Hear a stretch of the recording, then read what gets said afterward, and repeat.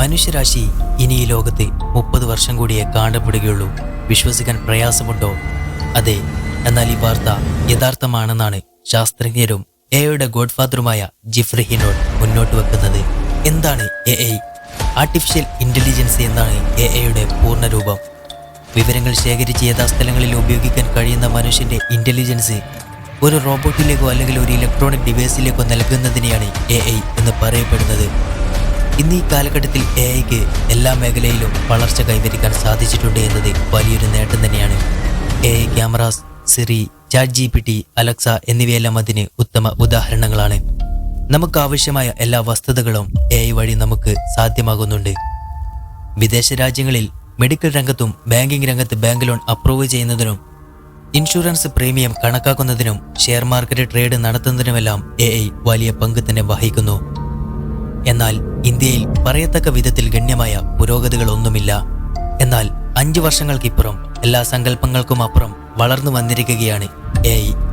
മനുഷ്യ സഹായമില്ലാതെ എഐ മേഖലയിലും തൻ്റെതായ സ്ഥാനം ഉറപ്പിച്ചു വെച്ചിരിക്കുകയാണ്. അതുകൊണ്ട് തന്നെ ലോകത്തിന്റെ പുരോഗതിക്കപ്പുറം വലിയൊരു അപകടം മുന്നിൽ കാണുന്നുണ്ടെന്നാണ് ശാസ്ത്രജ്ഞർ ഭയപ്പെടുന്നത്. വരും കാലങ്ങളിൽ മാനവശേഷി പൂർണ്ണമായി അവസാനിപ്പിച്ചു എല്ലാം എഐയിൽ തന്നെ ഒതുങ്ങുമെന്നത് ഭയം ജനിപ്പിക്കുന്ന ഒരു വസ്തുത തന്നെയാണ്. എഐ മനുഷ്യന് വിനാശകരമാകാൻ 20% വരെ സാധ്യതയുണ്ടെന്ന് ഡൊറാഡോ സർവകലാശാലയിലെ പ്രൊഫസർ ഹിൻഡൻ അഭിപ്രായപ്പെടുന്നു. ഭാവിയിൽ വ്യാജ വിവരങ്ങൾ മനുഷ്യരിൽ എത്തിക്കത്തക്ക വിധത്തിൽ വളർന്നു വരുമെന്നാണ് കണക്കാക്കപ്പെടുന്നത്. മനുഷ്യർ ചെയ്യുന്നതിന്റെ 10 ഇരട്ടി പെർഫെക്ഷനിലൂടെ ഒരു ചിലവും കൂടാതെ എഐ പ്രവർത്തിക്കുന്നു.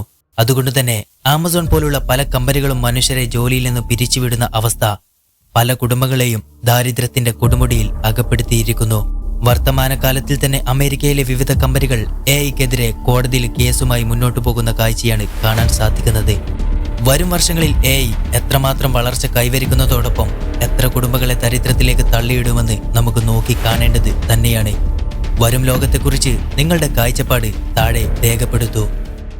ഇതുപോലുള്ള ഇൻഫർമേഷൻസ് ആദ്യമേ ലഭിക്കുവാനായി ചാനൽ സബ്സ്ക്രൈബ് ചെയ്യുക.